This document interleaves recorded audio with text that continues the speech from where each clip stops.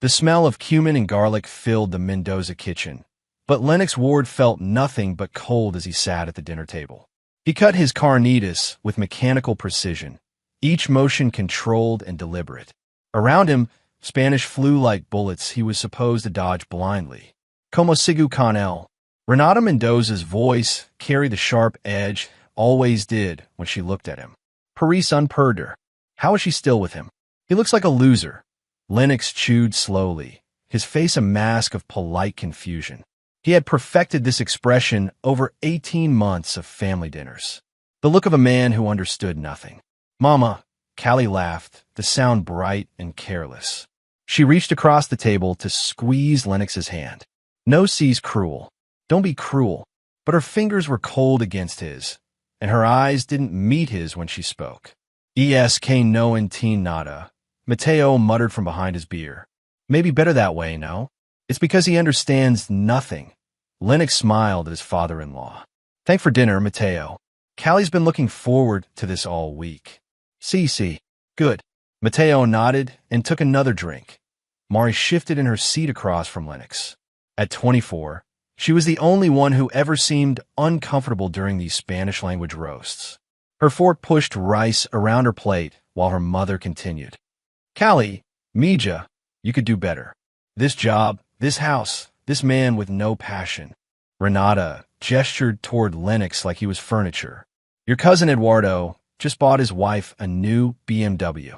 My English is not perfect, Callie replied in Spanish, but Lennox is stable. He pays the bills. Stable, like a reliable appliance. Stability doesn't buy diamonds, Renata shot back. Look at him, 32, and still driving that old Honda. Mari finally spoke up.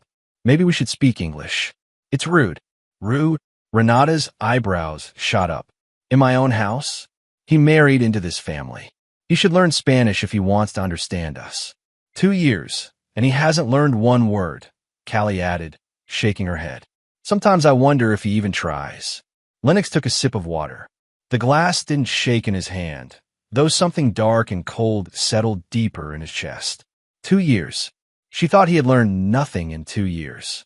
What are you all talking about? He asked, voice mild. Sounds serious. Nothing important, Callie said quickly. Just family stuff. Just how you deserve better, Renata said in English, her accent thick, but her meaning crystal clear. Man should fight for his woman. Should want to impress her family. Renata, Mateo warned quietly. No, it's okay, Lennox said. He set down his fork and looked directly at his mother-in-law. You're right. I should try harder to be part of the family. Mari's eyes widened slightly. She was smart enough to catch something in his tone that the others missed. Exactly, Renata smiled triumphantly. See? He understands more than we think. Much more than you think, Lennox agreed. The dinner continued for another hour. Lennox spoke when spoken to, laughed at appropriate moments, and helped clear the table. But behind his calm exterior, every Spanish word was filed away, cataloged, and stored. As they walked to the car, Callie slipped her arm through his. Sorry about tonight. Mom gets carried away sometimes. She's passionate about family, Lennox said. I respect that. You're so understanding. Callie leaned against him. That's what I love about you. Lennox unlocked the Honda and held her door open. What else did you all talk about? In Spanish, I mean, nothing really. Just gossip about cousins, work stuff. She buckled her seatbelt without looking at him. Boring family drama. Boring, Lennox repeated. He started the engine and pulled away from the curb. In the rearview mirror, he watched the Mendoza house shrink behind them. In the passenger seat, Callie was already checking her phone, typing messages to someone she would never mention. The car drove through Austin traffic in silence. Lennox's hands stayed steady on the wheel, but his mind was cataloging every Spanish insult he had absorbed tonight. Every casual dismissal, every laugh at his expense. He had been learning Spanish for 18 months now. Online courses during lunch breaks, audio lessons during his commute, grammar apps on his phone while Callie showered. 18 months of pretending to be the ignorant husband while his wife and her family stripped away his dignity one Spanish sentence at a time. Tonight had been different, though. Tonight, Callie had laughed along when her mother called him a loser. Tonight, She had agreed that he lacked passion, that he was just stable enough to pay bills. Tonight, the last thread of whatever he had been trying to preserve finally snapped. 3 weeks later, Lennox sat in his home office reviewing CAD drawings for a mechanical system redesign. The numbers and angles demanded precision, logical thinking, step-by-step problem-solving, skills that translated well beyond engineering. The house felt empty. Callie had started staying late at the marketing firm where she worked, claiming new client demands and tight deadlines. She would text him around 7 p.m. with variations of the same message, working late again. Don't wait up. But her social media told different stories. Lennox minimized his work files and opened Instagram. Callie's account was public, curated to project success and happiness. Recent posts showed artfully plated dinners at restaurants he had never heard of, cocktails at upscale bars in downtown Austin, selfies with coworkers at places that looked nothing like conference rooms that he clicked through her tag locations. Salty, so the Roosevelt Room. Radio/East. Expensive places. Places that didn't fit with working late at the office. His phone buzzed with a text from Callie. Client dinner running long. Home by 11. The timestamp on her latest Instagram story showed 30 minutes ago. She was at Suerte, laughing with someone whose reflection was partially visible in a wine glass. A man in a suit, but not one of her usual co-workers. Lennox opened their shared iCloud photo stream. Apple's photo sharing meant every picture either of them took was automatically backed up to both their devices. Callie had set it up 2 years ago, during their engagement, when everything was supposed to be transparent between them, that he scrolled through recent uploads. Photos from her perspective, taken when she thought he would never see them. A man's hands reaching across a restaurant table. The view from inside a hotel bar, the kind of intimate setting meant for two people. A selfie that showed half a man's face in the background, someone with perfectly styled hair and expensive watch. Lennox had an engineer's eye for details. He zoomed in on the reflection in the restaurant window behind Callie's smiling face. The partial license plate visible outside. The street signs that would help him identify the location. He opened a new browser tab and ran reverse image searches on the photos. Google's technology was powerful enough to identify locations from architectural details and landmarks.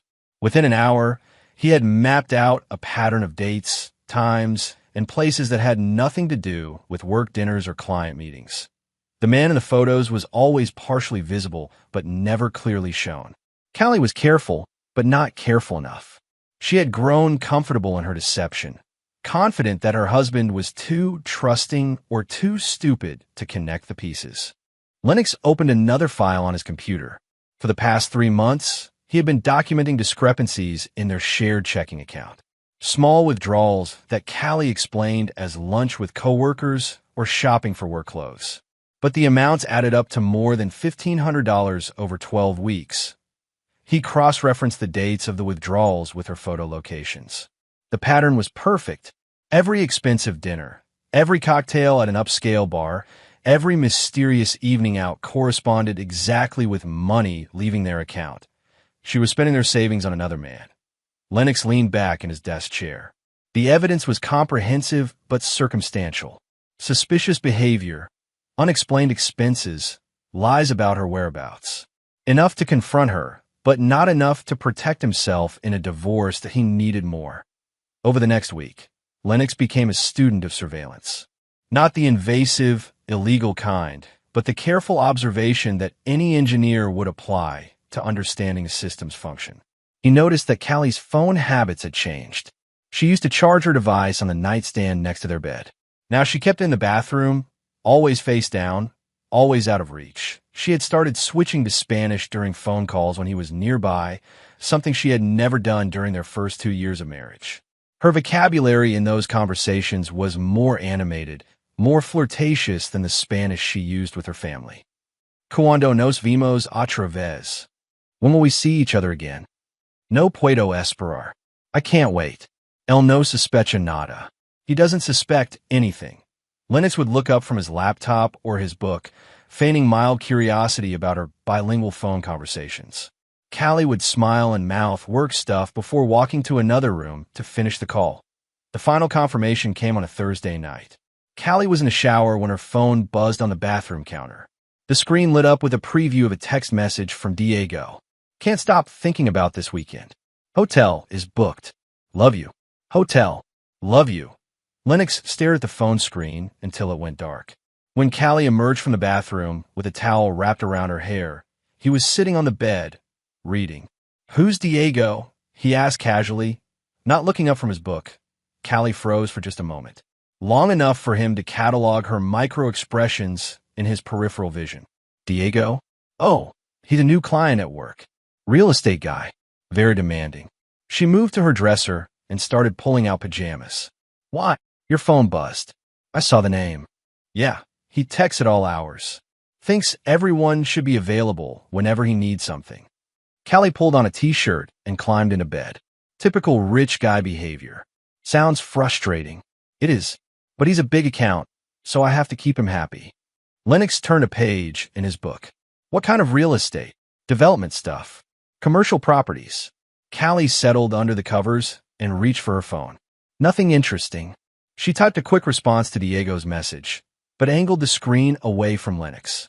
When she set the phone on her nightstand, it was face down. I might have to work this weekend, she said, staring at the ceiling.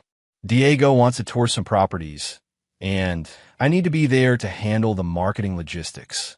This weekend, just Saturday. I'll be home Sunday. Lennox closed his book and looked at his wife. Really looked at her. When had the guilt started showing around her eyes? When had her smiles become performance instead of genuine affection? Sounds important, he said. It is. This deal could be huge for the firm. I hope it works out. Callie rolled over and kissed his cheek. Thanks for understanding. You're the best. She was asleep within minutes, but Lennox stared at the ceiling until dawn. His mind was working through contingencies, calculating risks, planning his next move with the same systematic approach he used to solve mechanical problems. By morning, he had made his decision. The law office of Patricia Henley occupied the 15th floor of a downtown Austin high-rise. Lennox had chosen her after 2 weeks of research into family law attorneys with strong records in contested divorce cases. Her reviews emphasized thoroughness, strategic thinking, and ability to protect clients' financial interests. Mr. Ward, thank you for coming in. Patricia was in her 50s, with gray hair pulled back severely and eyes that suggested she had seen every possible variation of marital deception. You mentioned on the phone that you're exploring your options regarding divorce. That's right. Lennox sat across from her desk with a manila folder in his lap. But I'm not ready to file yet. I need to understand the process, my rights, and how to protect myself financially. Smart approach. Many people wait until they're in crisis mode before seeking legal advice. Patricia pulled out a legal pad. Tell me about your situation. Lennox spent the next hour laying out the facts. The marriage duration, their shared assets, his suspicions about Callie's affair, and the financial irregularities he had documented. He spoke in the same measured tone he used for project meetings, presenting information without emotion. You mentioned evidence of infidelity, Patricia said. What type of evidence? Circumstantial so far. Photos, location data, unexplained expenses. But nothing that would definitively prove adultery in court. Texas is a no-fault divorce state, but adultery can still influence property division and spousal support decisions. The key is having clear, admissible evidence. Patricia made notes as she spoke. How long have you been documenting these discrepancies? 3 months of financial records. 6 weeks of photo evidence and location tracking through social media. Good foundation. Have you confronted your wife about any of this? No. I want to understand all my options first. Patricia nodded approvingly. Wise. Premature confrontation can lead to destroyed evidence and strategic mistakes.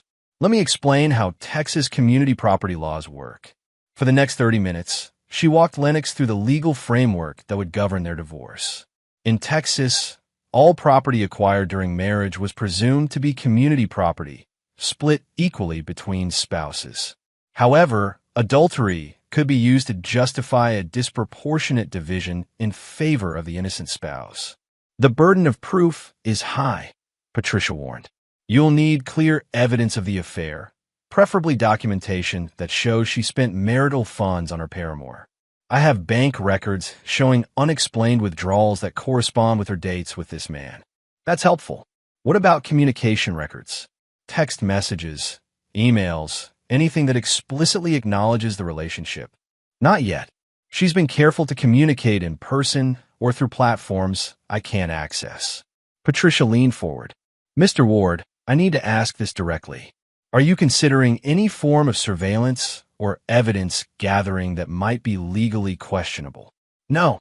Everything I've documented comes from shared accounts, public social media, and my own observations. Good. Let's keep it that way. Legal evidence only. She turned to a fresh page on her pad. Now, let's discuss asset protection. What are your major financial concerns? They spent another hour reviewing Lennox's financial position. The house was jointly owned, purchased with money from both their incomes. Their savings account had been steadily depleted by Callie's unexplained withdrawals.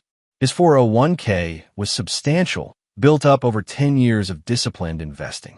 I recommend several immediate steps, Patricia said. First, document everything you've discovered so far in a format that would be admissible in court. Second, secure your individual assets by opening a separate bank account and redirecting your paychecks there. Third, change your beneficiaries on all retirement accounts and insurance policies. Won't those actions tip her off? Possibly. But Texas law allows spouses to protect separate property and prevent dissipation of community assets. If she's already spending marital funds on her affair, you have a right to stop the bleeding. Lennox made notes on everything Patricia recommended. The meeting concluded with a retainer agreement that would keep her services available when he was ready to proceed with filing. That afternoon, Lennox opened a checking account at a different bank across town. He updated his direct deposit information with HR, explaining that he was consolidating accounts for better financial management. He changed the beneficiaries on his life insurance and retirement accounts from Callie to a charity that provided legal aid to low-income families. Each action was legally defensible and strategically sound. Over the next 2 weeks, Lennox systematically separated their financial lives. He transferred his half of their joint savings to his new account, leaving only enough money to cover household expenses. He removed himself as an authorized user on Callie's credit cards and removed her from his. Callie noticed the changes but seemed relieved rather than suspicious. I got a notice from the bank about our savings account, she mentioned one evening. Did you move some money around? Yeah, I opened an account with better interest rates. Moved half our savings there to maximize returns. That's smart. I've been worried about our cash flow anyway. Worried how? Just expenses. Everything's getting more expensive, you know? Lennox nodded. He knew exactly where their money was going.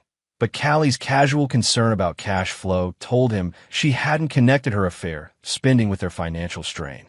Maybe we should both be more careful about discretionary spending, he suggested. Definitely. Good idea. 2 days later, Callie's ATM withdrawals stopped entirely.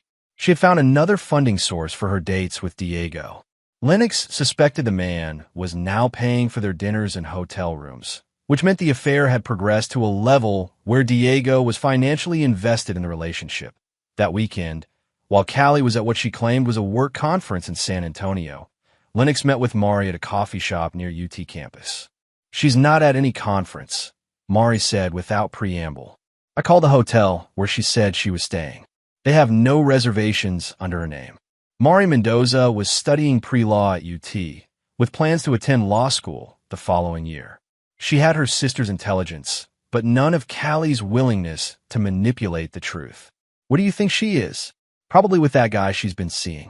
Diego something. Mari stirred her latte nervously. Lennox, I need to tell you something. I've been feeling terrible about this for months.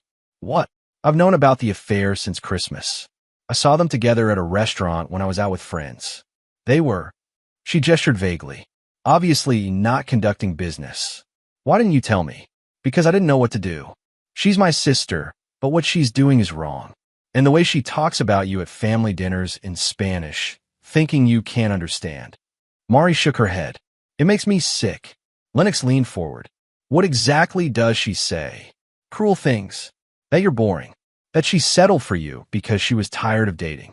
that she deserves better but doesn't know how to get out of the marriage without losing the house. Anything else? Mari hesitated. She's been asking my parents for money. Claims you're having financial troubles at work, and she's covering extra expenses. But I know that's not true. How do you know? Because she bought a new designer purse last month that costs more than most people make in a week. And she's always dressed up lately, like she's trying to impress someone. Lennox absorbed this information. Callie had been telling her family that their marriage was failing financially while spending money they didn't have on another man. The manipulation ran deeper than he had realized. Mari, I need to ask you something, and I understand if you can't help. What?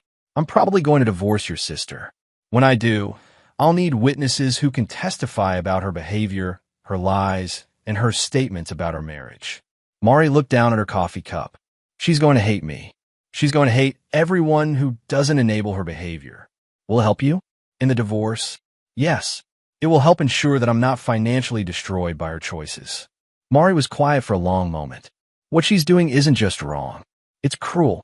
You've been good to our family, even when we didn't deserve it. So you'll help. Yes. But I can't gather evidence for you. I won't spy on my own sister.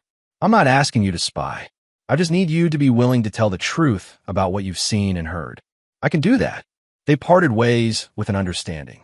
Mari would not actively investigate Callie's affair, but she would not lie to protect it either.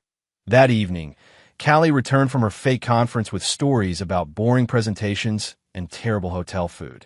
She was relaxed and happy, the way people are after a satisfying weekend away. Lennox listened to her lies with a neutral expression, filing away each fabrication for future use. 2 weeks later, Callie announced her plans for a girls' trip to Corpus Christi. Mari and I haven't had sister time in forever, she said, packing a small suitcase with clothes that seemed too nice for a casual beach weekend. We're going to rent a house right on the water, drink margaritas, and catch up. Lennox watched her fold a black dress into the suitcase. The kind of dress meant for expensive restaurants, not beach houses. Sounds relaxing. When do you leave? Friday afternoon. Mari's picking me up after work. Callie zipped the suitcase closed. We'll probably drive back Sunday evening. Want me to drive you to Mari's place? No need. She's coming here. Friday afternoon. Lennox left work early and positioned himself at a coffee shop with a clear view of their house. At 4:30, a black BMW pulled into their driveway. Diego Serrano stepped out, wearing casual clothes and sunglasses. He looked exactly like the partial reflections Lennox had cataloged from months of photo evidence. Callie emerged from the house with her suitcase and a bright smile. Diego kissed her before loading her bag into his trunk. They drove away together, probably heading to Austin Bergstrom International Airport. Lennox waited until they were out of sight, then drove home and called Mari. Hey, it's Lennox. Quick question, what time are you picking up Callie tonight? Picking up Callie? I'm not picking up Callie. I have a study group tonight, and then I'm staying in with a movie. She said you two were going to Corpus Christi for the weekend. There was a long pause. Lennox, I'm not going anywhere this weekend. I haven't talked to Callie about any trip. I see. She told you we were going away together. That's what she said. Mari's voice grew quiet. I'm sorry. I'm so sorry she's doing this to you. It's not your fault. Where do you think she really went? I have a pretty good idea. After hanging up, Lennox spent 10 minutes researching flights from Austin to Houston. Diego Serrano owned a real estate development company based in Houston. Public records showed he had recently purchased a waterfront condo in Galveston, about an hour from Houston at a beach weekend, just not with Mari. Callie texted him a selfie 2 hours later, presumably from the airport. She was smiling at the camera with Mari, supposedly just out of frame. About to board. Can't wait for sister time.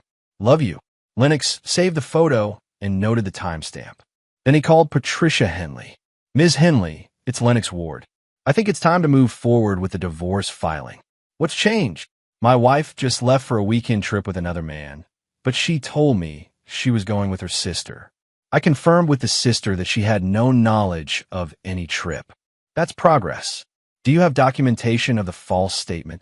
Text messages and a photo she sent me claiming to be with her sister. Good. How do you want to proceed? I want to serve her with papers when she returns. But first, I need to solidify my evidence and make sure she can't destroy anything when she realizes what's happening. Patricia was quiet for a moment. Mr. Ward, I need to ask this directly. How did you confirm that your wife's sister wasn't going on this trip? I called and asked her, is the sister willing to testify to that fact? Yes. She's been uncomfortable with my wife's behavior for months. Excellent. That gives us a credible witness to the deception. Let's schedule a meeting for Monday morning to prepare the paperwork. Monday morning, Mari met Lennox at a diner near the UT campus. She looked exhausted, like she hadn't slept well all weekend. I kept thinking about you, alone in the house, while she was off with that man, Mari said, stirring sugar into her coffee. It made me feel sick. You don't have to feel guilty about her choices, but I've been enabling them. Every time I stayed quiet during those family dinners, every time I let her use me as an excuse for her lies. Mari looked up at him. I can't do it anymore. What changed your mind? Saturday night, she called me drunk. She must have forgotten that she was supposed to be with me because she started talking about this amazing weekend with Diego, how he was taking her to all these expensive places, how he made her feel alive again. What did you tell her? Nothing. I just listened. But when she sobered up, she called back and asked me to cover for her if you asked any questions. Like I was just another tool for her to use. Lennox signaled the waitress for more coffee. Mari, I need you to understand what testifying in this divorce could mean. Your family is going to be angry with you. I know, but what she's doing isn't just cheating. It's cruel. She's making you look like a fool while she spends your money on another man. Mari's voice grew stronger. And the things she says about you in Spanish, thinking you can't understand, it's emotional abuse. You've heard her say specific things, terrible things. Just last month at dinner, she told my mother that you were sexually inadequate, that you had no ambition, that staying married to you felt like being buried alive. Mari's cheeks flushed with embarrassment. She said she was only staying for the financial security until she could find something better. Lennox felt something cold and sharp settle in his chest. She said I was sexually inadequate. I'm sorry. I shouldn't have. No, I need to know exactly what she's been saying. Mari spent the next 20 minutes recounting months of Spanish conversations where Callie had systematically degraded every aspect of their marriage. His appearance, his personality, his career prospects, their intimate relationship. All delivered as entertainment for her family while he sat at the same table, supposedly oblivious. The worst part, Mari said finally, is that none of it's true. You've been nothing but kind and patient with all of us, even when we didn't deserve it. Thank you for telling me the truth. What happens now? Lennox pulled out his phone and showed her a contact card for Patricia Henley. My attorney is going to want to interview you. Are you prepared for that? Yes. And if this goes to court? Mari took a deep breath. If it goes to court, I'll tell the truth about everything I've seen and heard. Your sister is going to hate you. My sister already hates everyone who doesn't worship her decisions. The difference is, now I won't pretend that's my fault. That afternoon, Lennox met with Patricia to finalize the divorce paperwork. They had everything they needed: documented infidelity, financial misconduct, false statements, and a credible witness to months of derogatory comments about the marriage. I want to serve her at a family dinner, Lennox said. Next Sunday, I'm going to announce that I've learned Spanish, confront her about the lies, and hand her the papers in front of everyone. Patricia frowned. That's unnecessarily dramatic. It could work against you in court if you seem vindictive. It's not vindictive. It's strategic. For 2 years, she's used Spanish as a weapon against me. For 2 years, she's humiliated me in front of her family while pretending to be a loving wife. I want to show them exactly who she really is. Mr. Ward, she thinks I'm stupid and passive. She thinks I'll never fight back because I'm too polite, too stable, too boring. I want her to understand exactly how wrong she is. Patricia studied him for a long moment. You're not the same man who walked into my office 6 weeks ago. No, I'm not. What happens after you serve the papers? I disappear from her life completely. No contact, no negotiation through intermediaries, no second chances. She made her choices. Now she lives with the consequences. That's a hard line to maintain. I'm an engineer, Ms. Henley. When a system fails this catastrophically, you don't repair it. You replace it. Sunday evening, The Mendoza family gathered for what Callie had told them was an early celebration of Lennox's upcoming birthday. She had seemed pleased with herself for organizing the dinner, probably relieved to have another opportunity to mock him in Spanish while he sat there pretending to be grateful. Lennox arrived at the house carrying a bottle of wine and a manila envelope. He had spent the morning reviewing his notes one last time, memorizing every Spanish insult, every cruel comment, every dismissive laugh that had been directed at him over the past 2 years. Mijo, Renata greeted him with the fake warmth she had perfected for family occasions. Callie says this is early birthday celebration, yes? Something like that. Lennox hugged his mother-in-law, noting how her smile never reached her eyes. The dinner table was set for 6. Callie sat beside him, her hand resting possessively on his arm.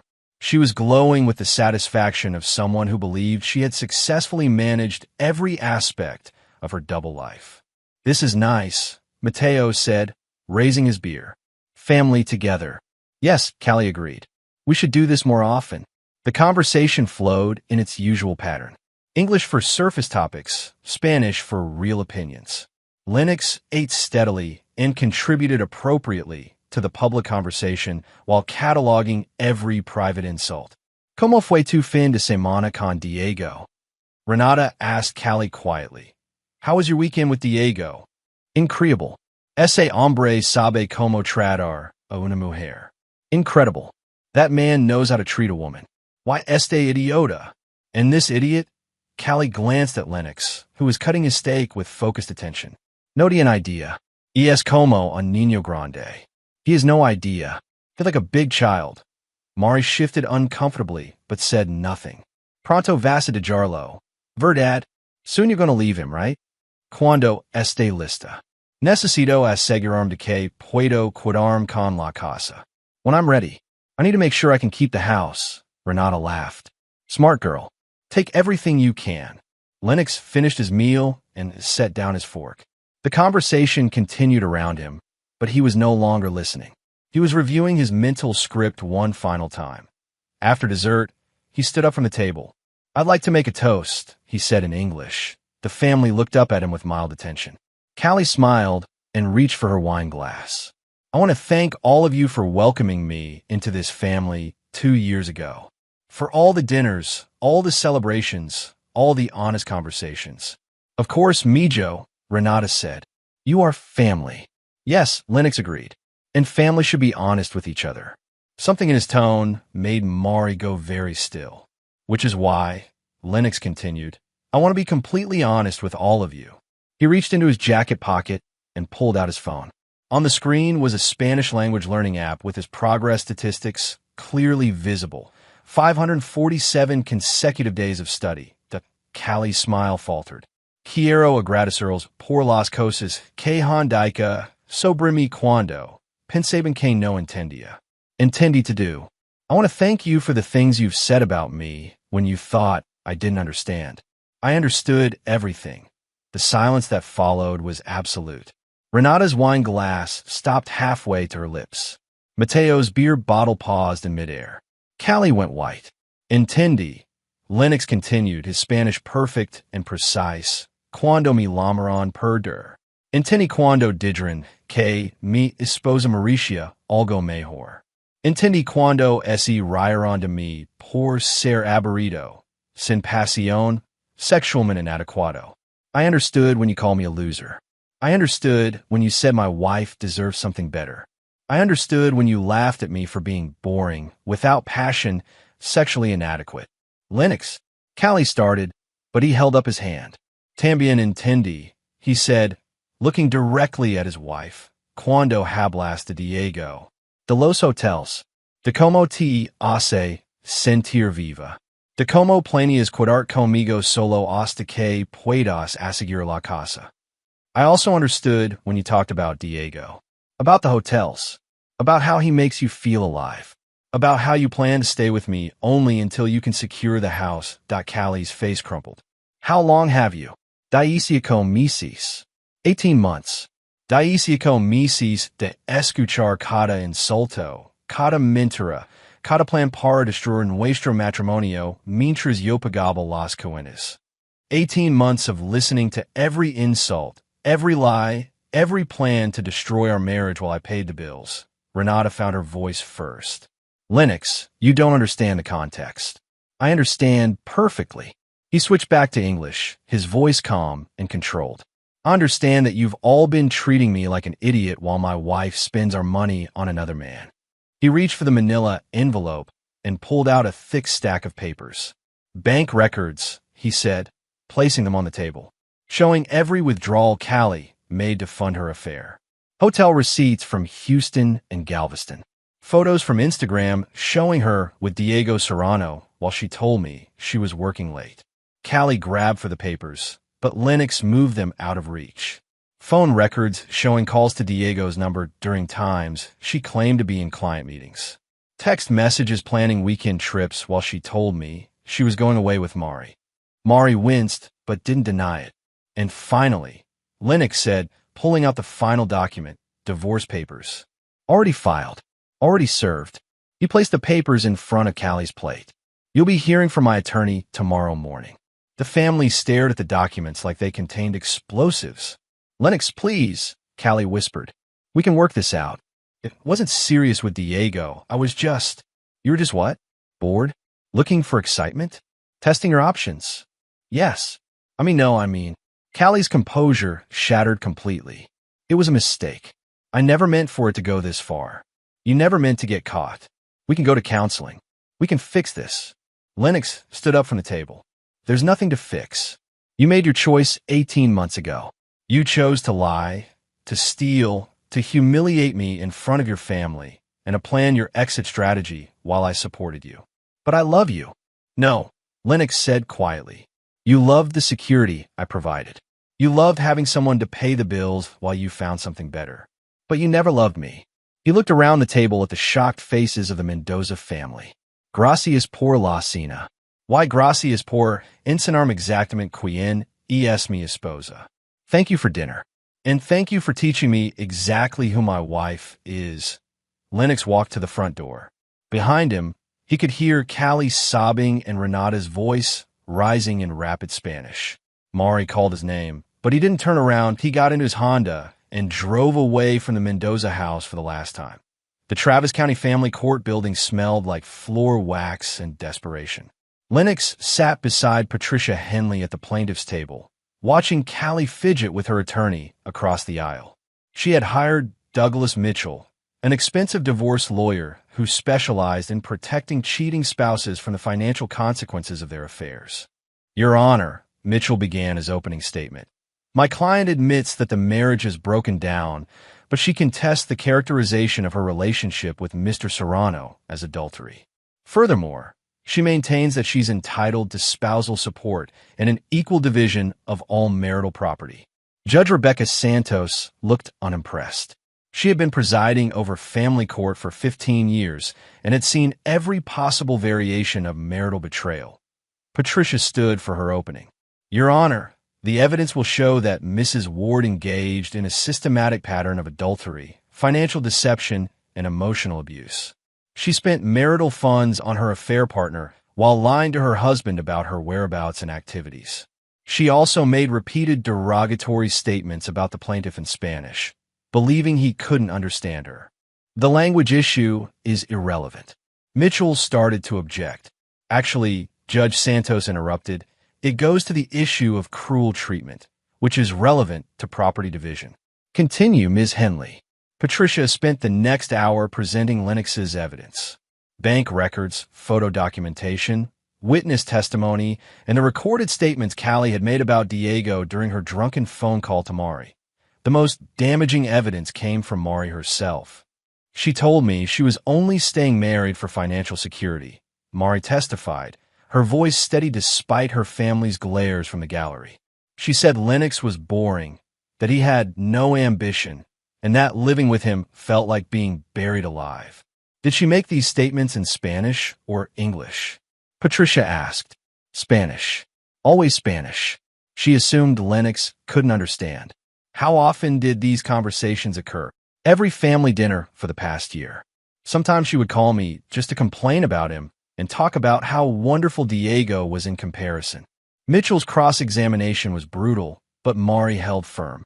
She acknowledged that Callie was her sister, admitted that testifying was painful, but refused to recant any of her statements. Your sister trusted you with private feelings about her marriage, Mitchell said. Isn't it possible she was just venting frustration rather than planning to leave? If she was just venting, why did she open a separate bank account? Why did she ask my parents for money while claiming Lennox was having financial trouble? Why did she spend thousands of dollars on another man while lying about where she was? Mitchell had no good answers. The most damaging moment came when Callie herself took the stand. Under Patricia's cross-examination, her justification for the affair became increasingly desperate. You testified that you love your husband, Patricia said, but you also admitted to spending over $5,000 of marital funds on dates with Mr. Serrano. Can you explain how those actions are consistent with love? I was confused. I was going through a difficult time.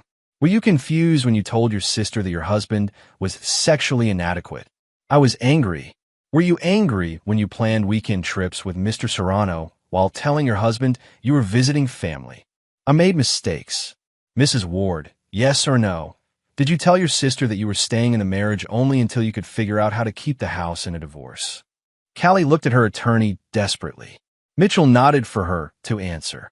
Yes, but no further questions. The final blow came when Patricia introduced evidence that Callie had attempted to forge Lennox's signature on a second mortgage application 3 weeks before he served her with divorce papers. She was planning to saddle him with additional debt while preparing to leave, Patricia argued in closing. This wasn't a marriage that deteriorated due to mutual incompatibility. This was a calculated plan to extract maximum financial benefit while causing maximum emotional damage. Judge Santos took 30 minutes to render her decision. In the matter of Ward versus Ward, she began, the court finds clear and convincing evidence of adultery and financial misconduct by the respondent. The pattern of deception, the misappropriation of marital funds, and the emotional cruelty demonstrated through the respondent's statements about the petitioner in Spanish constitute grounds for a disproportionate division of community property. Callie went pale. The court awards the family home and 85% of all liquid assets to the petitioner. The respondent's claim for spousal support is denied due to her adultery. The respondent is ordered to repay the petitioner for all documented expenses related to her extramarital affair, totaling $7,847. Mitchell objected immediately, but Judge Santos had made her decision. Furthermore, the judge continued. The court notes that the respondent's attempt to obtain a second mortgage through forgery constitutes potential criminal fraud. The court is referring this matter to the Travis County District Attorney's Office for investigation. Callie burst into tears. Her family, sitting in the gallery, looked stunned. Lennox felt nothing. No satisfaction, no vindication, no regret. Just a mechanical sense that a complex problem had been solved efficiently. Outside the courthouse, Callie approached him while he was talking to Patricia. Lennox, please. Can we talk? He looked at her without emotion. We have nothing to discuss. I know I hurt you, but we were together for 4 years. That has to count for something. It counted for exactly what the judge determined it was worth. Don't be cruel. I'm not being cruel. I'm being honest. Something you never learned to do. Callie's tears turned to anger. You planned this whole thing. You manipulated me. I documented your behavior. There's a difference. You're going to destroy my life over one mistake. Your life was destroyed the moment you chose to lie to me about Diego. Everything that happened after that was just consequences. Patricia touched Lennox's arm. We should go. As they walked toward the parking garage, Callie called after him. I'll contest this.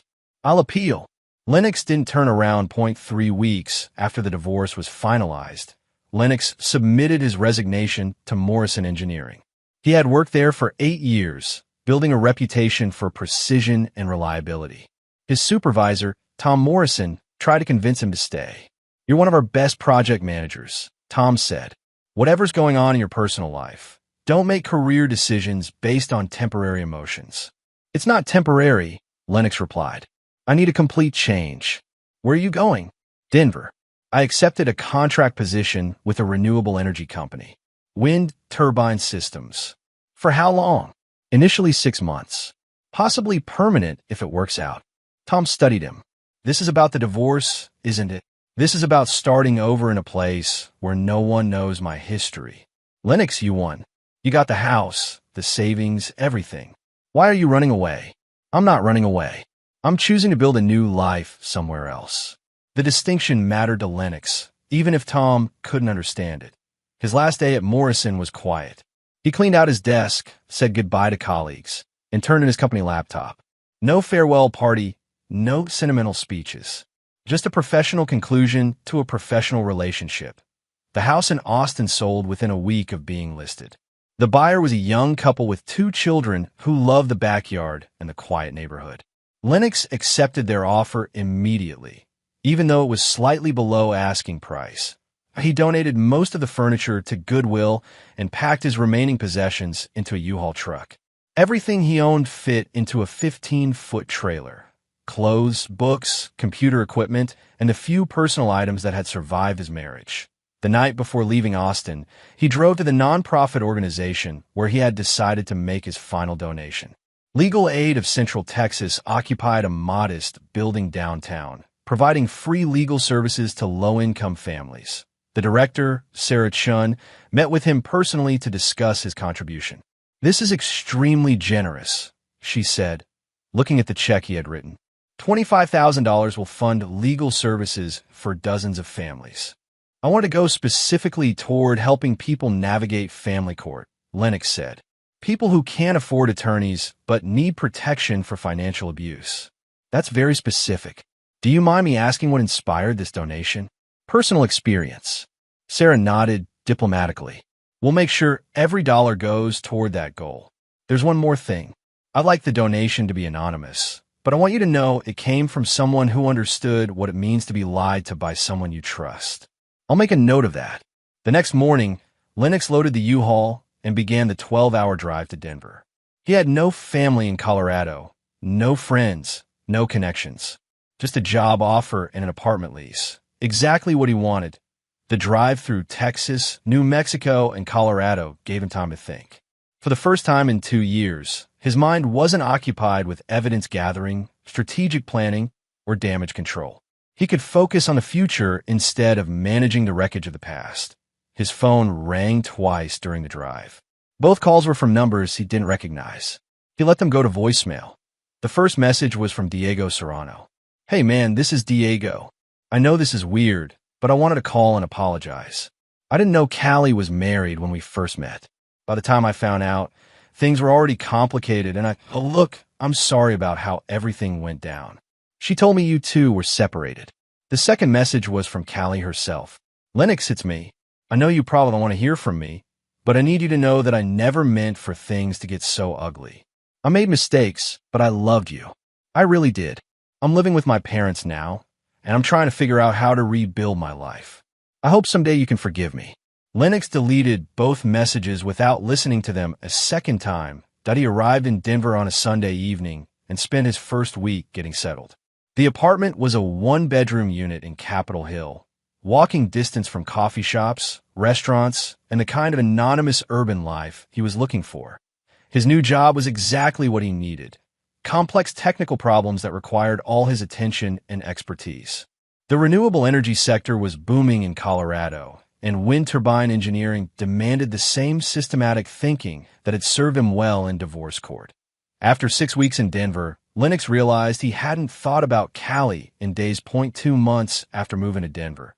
Lennox received a call from Patricia Henley. I have some news about your ex-wife, she said. I'm not interested. You might be interested in this. She was fired from her job last week. Lennox said nothing. Apparently, she tried to use her company's letterhead to forge a document related to property ownership. Her supervisor discovered the forgery during a routine audit. What kind of document? A letter claiming that the house you sold was still jointly owned and that the buyer needed her signature to complete the sale. Lennox leaned back in his desk chair. She tried to sabotage the sale? It appears so. The buyer's attorney contacted the police when they realized the letter was fraudulent. Callie's been charged with criminal fraud. What's the penalty for that?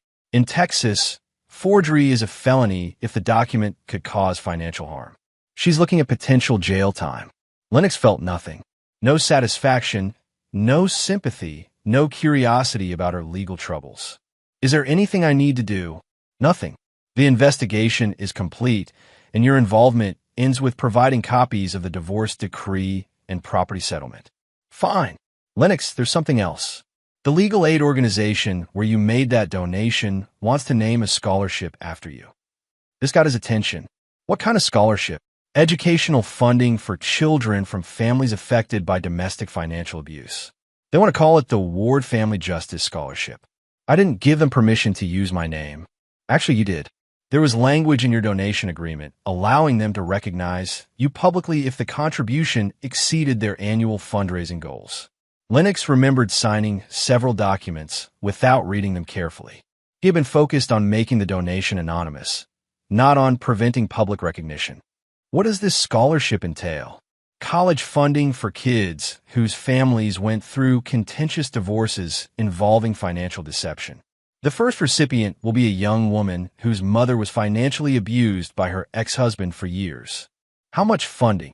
Full tuition for 4 years, plus living expenses. Lennox was quiet for a moment. Who chose the recipient? A committee that includes social workers, family court judges, and staff from legal aid. They said this particular case reminded them of your situation, just with reversed gender roles. When is the awards ceremony? Next month.